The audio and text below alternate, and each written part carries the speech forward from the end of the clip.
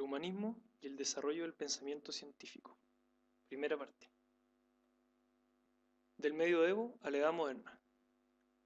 ¿Qué aspectos dan cuenta del paso de la Edad Media a la Edad Moderna? Como sucede con todas las grandes divisiones históricas, ninguna persona se acostó siendo medieval y despertó siendo un hombre moderno. Sin embargo, hubo una serie de procesos que fueron confluyendo en un periodo de tiempo acotado, desde fines del siglo XIV hasta principios del XV, y que permiten a los historiadores hablar de un cambio de época. Revisemos algunos de los acontecimientos y procesos más significativos. Primero, la toma de Constantinopla por los turcos otomanos en 1453 hizo que una gran cantidad de sabios bizantinos, acumuladores de gran parte de la sabiduría grecorromana, migraran hacia ciudades occidentales.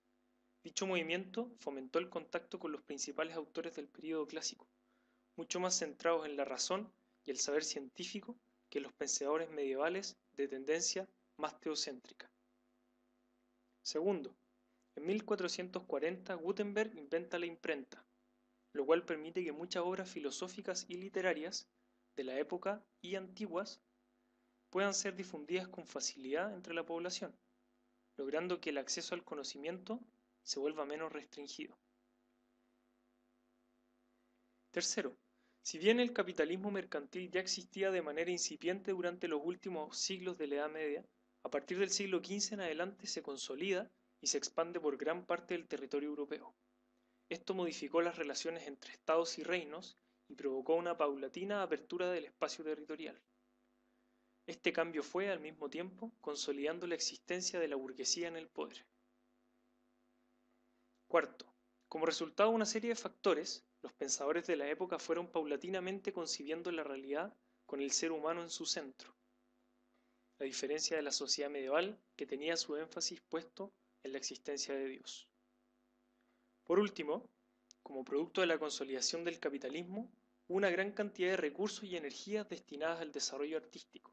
Este, a su vez, evidenciaba técnica e intelectualmente el giro desde el teocentrismo al humanismo.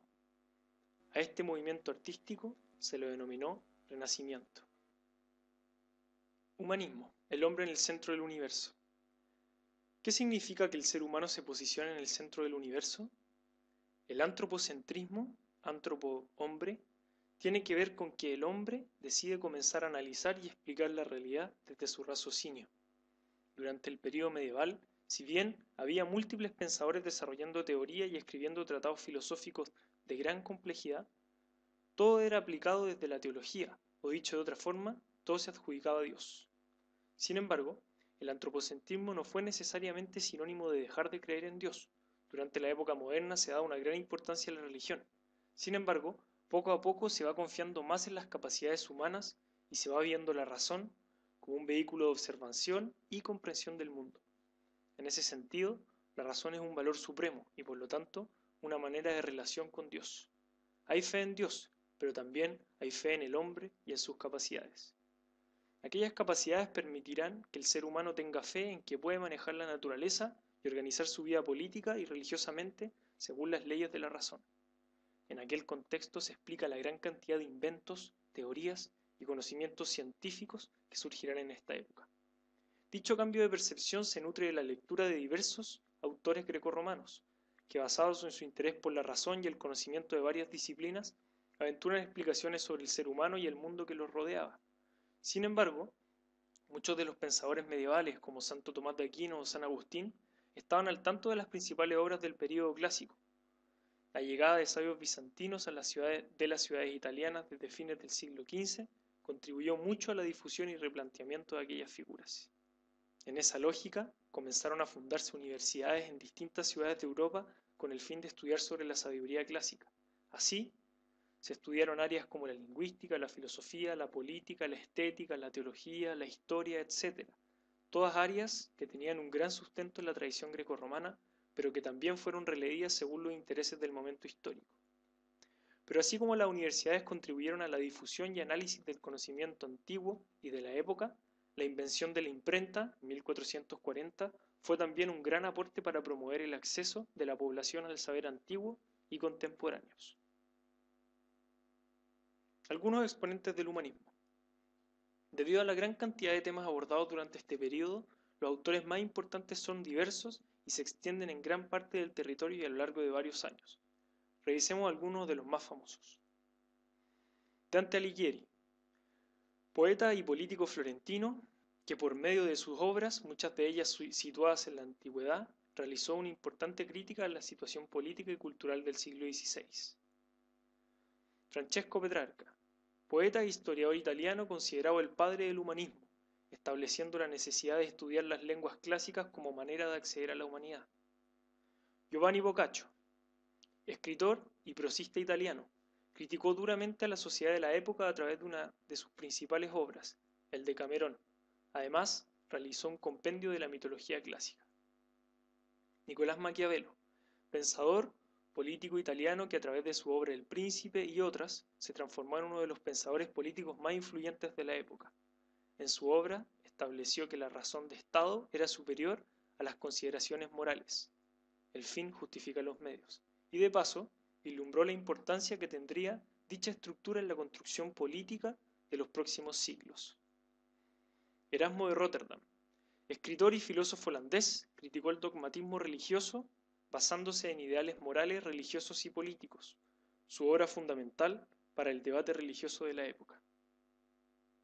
Tomás Moro, filósofo inglés que denunció la corrupción moral de la época y que a través de su obra Utopía propuso un ideal de política para los seres humanos.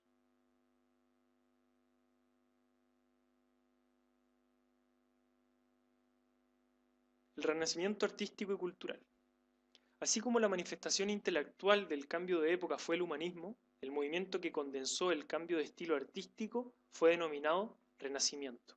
Este, de la mano de los ideales humanistas, intentó recuperar los ideales y elementos estéticos de la antigüedad, sobre todo en áreas como la pintura, la escultura, la música y la arquitectura.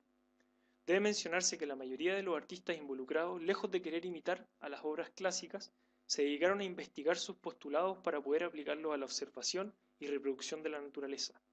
Ejemplos de estos son las nociones de proporción y equilibrio, ambas introducidas en las obras realizadas, pero con una gran independencia creativa. El concepto de perspectiva también comenzó a aplicarse en esta época con bastante frecuencia. La observación detallada y el estudio de las proporciones llevó a los artistas renacentistas a poner en primer lugar la representación de la figura humana y la naturaleza, evidenciando la presencia del principio antropocéntrico del humanismo. Las temáticas del arte renacentista fueron desde la mitología antigua hasta motivos religiosos, pero siempre abordado con nuevas técnicas.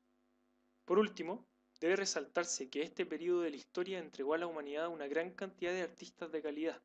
Muchos manejaban técnicas y conceptos a la perfección y se dedicaron a varias actividades artísticas de manera simultánea. Dada la gran cantidad de artistas existentes, surgieron los denominados mecenas, que eran familias ricas y poderosas que apoyaron protegiendo y recibiendo en sus palacios a los nuevos creadores. Protegidos por los mecenas, muchos intelectuales y artistas pudieron materializar sus obras.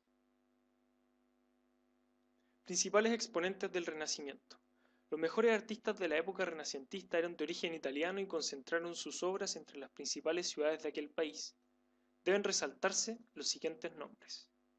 Sandro Botticelli, pintor florentino que destacó por obras como El nacimiento de la Venus y La primavera. Leonardo da Vinci, arquitecto, escultor y pintor florentino, considerado uno de los genios más versátiles de la historia de la humanidad. Creó obras de todo tipo, desde inventos y edificios hasta cuadros y esculturas. Miguel Ángel Buonarroti, escultor y arquitecto y pintor italiano, considerado uno de los genios artísticos más grandes de la historia. Entre su obra destacan El cielo de la Capilla Sixtina en pintura, El David y la Piedad en escultura y su contribución a la construcción de la Basílica de San Pedro en arquitectura. Rafael Sanzio, pintor y arquitecto italiano. Entre sus obras destacan la Sagrada Familia y la Escuela de Atenas.